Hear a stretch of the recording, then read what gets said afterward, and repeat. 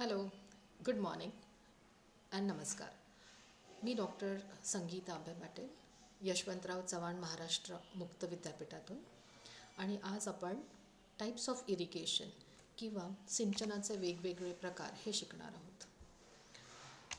मला खात्री आहे या सत्राच्या शेवटी तुम्हाला नक्कीच सिंचनाची व्याख्या, सिंचनाचे संक्षिप्त इतिहास सांगता येतील व वेगवेगळे वापरण्यात येणारे वेगवेगळे प्रकाराचं सविस्तर वर्णनही करता येईल. Okay, so let's start. आपण सुरुवात डेफिनेशन किंवा व्याख्याने करूया. तर सिंचन म्हणजे पिकांच्या वाढीसाठी शेतीच्या क्षेत्रात पाण्याचे अनैसर्गिक वापर करणे. पावसाचं पाणी जेव्हा शेतीसाठी वापरलं जातं दॅट इज नैसर्गिकरित्या. इतर जे अवेलेबल पाणी आहे ते जेव्हा सिंचनासाठी वापरलं जातं ते अनैसर्गिक असं म्हटले जाते. सिंचन प्रामुख्याने अनुपस्थित पावसाची भरपाई करण्यासाठी वापरले जाते किंवा जे पाणी उपलब्ध आहे ते कसं शेतात दिलं जातं ह्याचं वेगवेगळे प्रकार आहेत ते आपण पुढे शिकूया.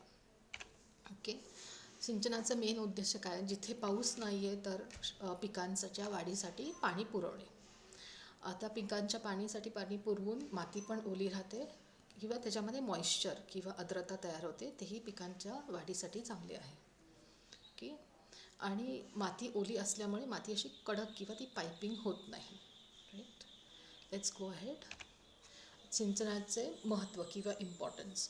पिकांच्या उत्पन्नात वाढ होते, वर्षभर शेती करता येते, दुष्काळाचा आधार होतो व नगदी पिके घेता येते जसं ऊस, डाळिंब आणि द्राक्ष. ओके, आता थोडक्यात आपण सिंचनाचा इतिहास शिकूया. 3000 वर्षापूर्वी पुरावे आढळतात, ते आपल्याला हडप्पा संस्कृतीमध्ये दिसत आहेत. तर इथे तुम्ही चित्रामध्ये बघू शकता की एक मोठं तलाव बांधलं आहे जिथे पाणी साठवता येत असेल, पिकांच्या वाढीसाठी वापरत असतील. ओके, आता भारतातील मौर्य साम्राज्य 300 ईसापूर्वी त्यांनीही मोठं तलाव बांधलेलं, तिथे त्याचा पुरावा आजही आपल्याला गुजरातमध्ये आढळतो. भारतातील विजयनगर इथे ह्या साम्राज्याने शेतीसाठी मोठे कालवे बांधलेले आहेत, त्याचं हे चित्र. चोल साम्राज्याने बरेच मोठे कालवे बांधले होते, प्लस त्यांनी त्यांच्या राज्यामध्ये जल मंत्रालयाची स्थापना केली होती जेणेकरून पाणी व्यवस्थापन केले जात होते. मुघल काळात अगदी 5% भारताचं क्षेत्र शेती करत होतं आणि 2च पिकं होतं, ती साधारण खरीप आणि रब्बी. खरीप म्हणजे जून ते सप्टेंबर येणारी पिकं आणि रब्बी म्हणजे नोव्हेंबर ते जानेवारी घेण्यात येणारी पिकं. उन्हाळ्यात शेती व्यवसाय पूर्णपणे बंद असे. ओके, हे पूर्वीच्या काळातले वेगवेगळे भूजलातील कसे पाणी वापरता येत होते हे वेगवेगळे प्रकार. ओके, 1500 वर्षापूर्वी ह्याचाही पुरावा सापडतो की आपण नदीचं पाणी फड सिस्टमसाठी वापरत होते. नदीचा प्रवाह वळवून पूर्ण शेतीसाठी वापरून पुन्हा ते पाणी नदीला जोडले जात होते. हे फड सिस्टम आहे, त्याचं हे चित्र. ओके,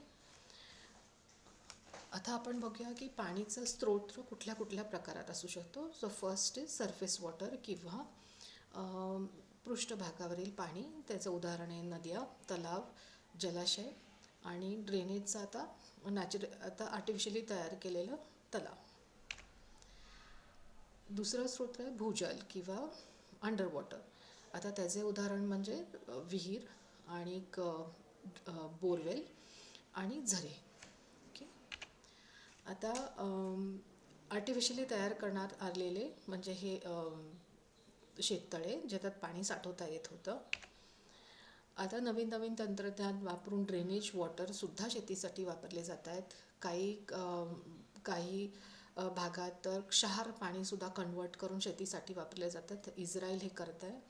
आणि रेन वॉटर हार्वेस्टिंग म्हणजे छतावरचं पाणीसुद्धा वापरले जाते, तर छोट्या छोट्या क्षेत्राला ते उपयोगी पडू शकतं.